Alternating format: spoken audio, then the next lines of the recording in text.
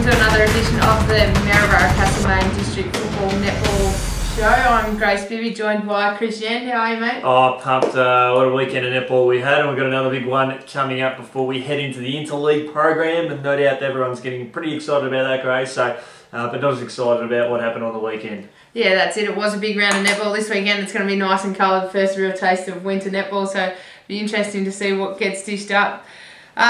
We'll go back through last week's rounds before we kick into this round. So Avoca obviously defeated Natty Bell. A good win for Avoca. Yeah, great win for Avoca. Lots of positive signs. That's their second win for 2018, and the Swans have had a pretty good start to the season.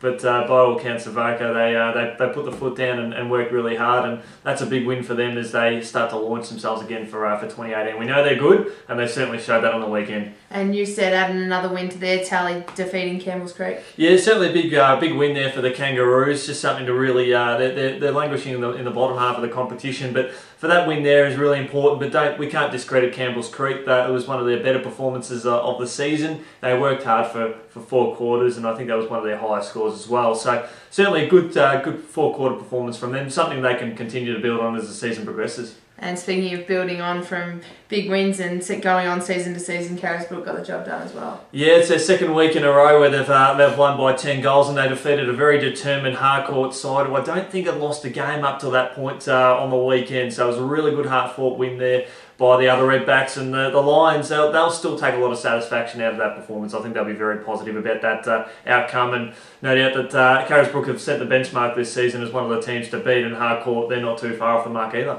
And speaking of teams to beat, Trentham, they don't look like slowing down anytime soon, do they? That's exactly right. I love the way this is sort of flowing on beautifully. They had a really good win over Lexington by around the 19 goal mark. But I think Lexington can take a few positives out of that as well. And Trentham didn't have it their own way for most of the game, or for a lot of the game. So I think the Saints they'll be pretty happy with that win. But I think Lexington won't be too dispirited from that effort. And Navarre got their first win of the season, knocking off Talbot by 6. Yeah.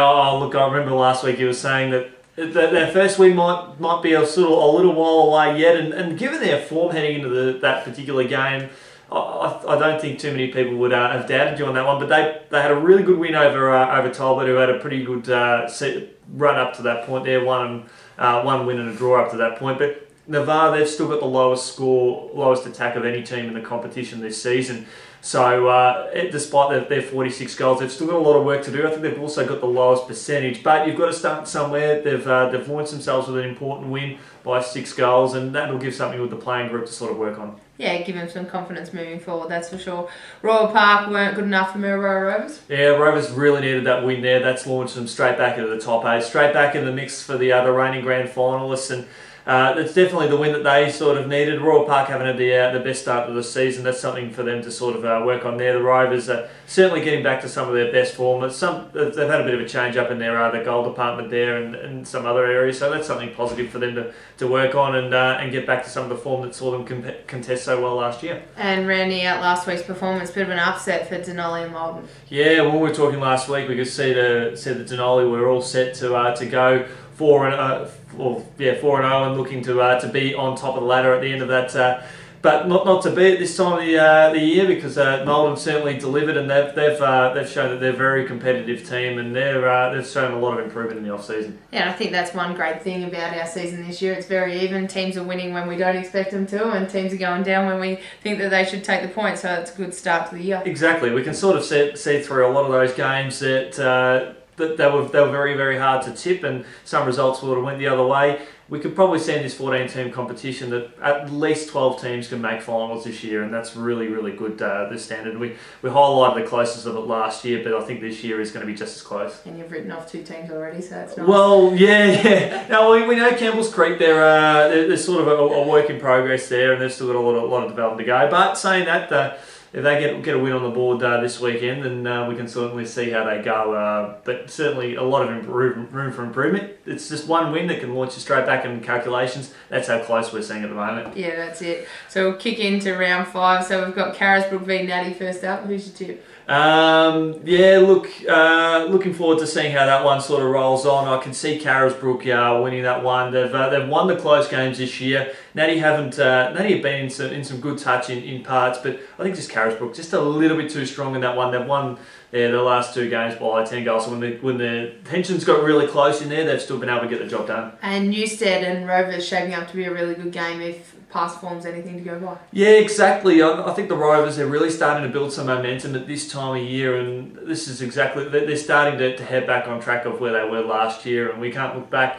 too far, but that's they didn't have the best start of the season, and this is good confidence for them. I think they'll be too strong here. Yeah, and can Navarre get a second win on the trot against Royal Park? I think they can. I think that, and that will push them. They'll be knocking on the door of the top 8 after this weekend.